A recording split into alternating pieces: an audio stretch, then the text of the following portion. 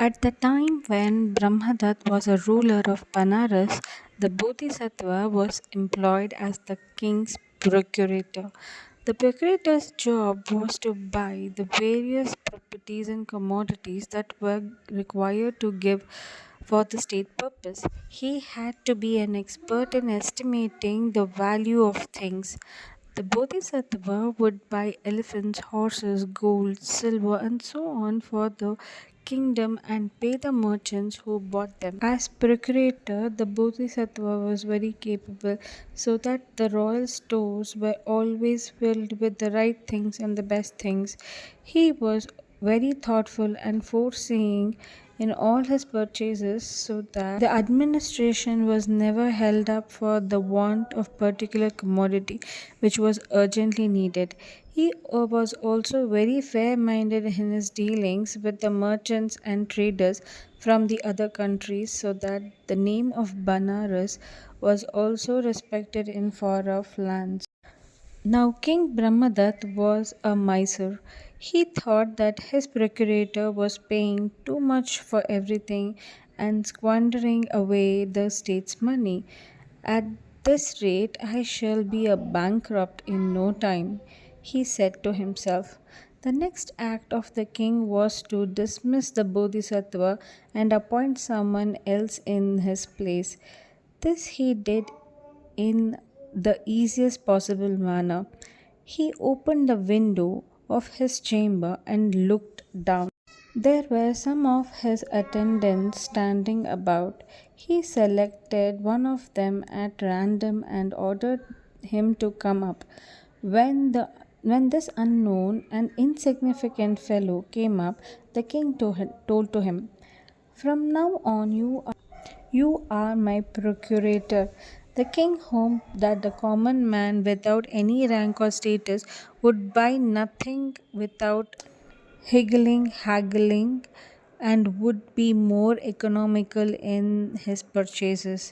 But this particular man was quite a fool, and the king did not know it. The new procurator could not distinguish between a donkey and a horse, but he was an expert in offering astoundingly low value for everything that he had to buy. The merchants who came from far off countries had a hard kick up rows with the king's officials, so they used to sustain huge losses on the state's purchases. They had to make good these losses somewhere else. In his anxiety to buy cheap things, the new procurator bought useless and unwanted things. These began to accumulate in the royal stores. Even when some of them were stolen, no one felt their loss. The foolish procurator could not guess what commodities would be required in the near future. Administration was often held up for want of something which was urgently needed. Above all, the name of Banaras acquired a very bad reputation abroad, and good merchants stopped going to that city for the fear of the procurator. One day, a merchant arrived at Banaras with 500 horses of a very good breed. The king came to know of it and instructed his procurator to buy them up. The procurator called for the merchant, looked over the horses, and fixed their price, a measure of rice. The merchant was astonished but did not protest. But straightway he sought the Bodhisattva, the ex procurator, and told him what had happened. The new procurator seems to be quite a queer person.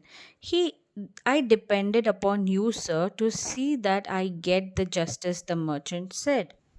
The Bodhisattva pondered over the problem for a while and said, "When you go to the court tomorrow to receive the value of your horses, ask the procurator what he is going to pay. When he says a measure of rice, ask him what the value of a measure of rice is. Let us see what will happen next. I too shall be there in the court." The next day in court, the merchant addressed the procurator and said, "Sir, you have bought from me 500 horses of the best variety. May I know before the witnesses what am I going to be paid for them?" Why, a measure of rice, of course. I told you so yesterday, replied the procurator. This reply amazed everyone in the court, including the king. The merchant put his next question, and may I know before the witnesses what the value of a measure of rice may be? Anyone can tell you that the value of a measure of rice is exactly equal to the value of the kingdom of Banaras and her dependencies, said the procurator.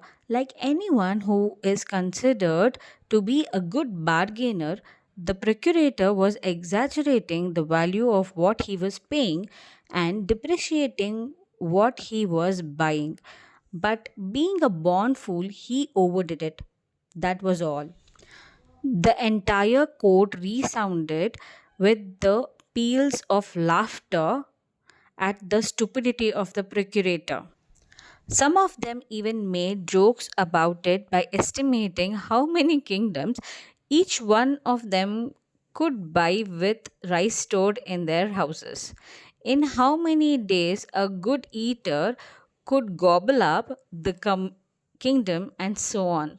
The only person who could not enjoy the joke were the foolish procurator and the ashamed king who actually employed him. When some of the courtiers asked the procurator to buy them a couple of palaces for a handful of rice, the king bent his head in mortification. The Bodhisattva decided to put a stop at this jocularity. He stood up and said, "Do not mock at this man for his ignorance. When a man is entrusted with a job for which he is not qualified, he is bound to make a laughing stock of himself sooner or later. It is not this poor fellow's fault that he was made the procurator." The king raised his head and said, "The fault was mine, O Bodhisattva. I have learnt my lesson. No one can do wrong except the king."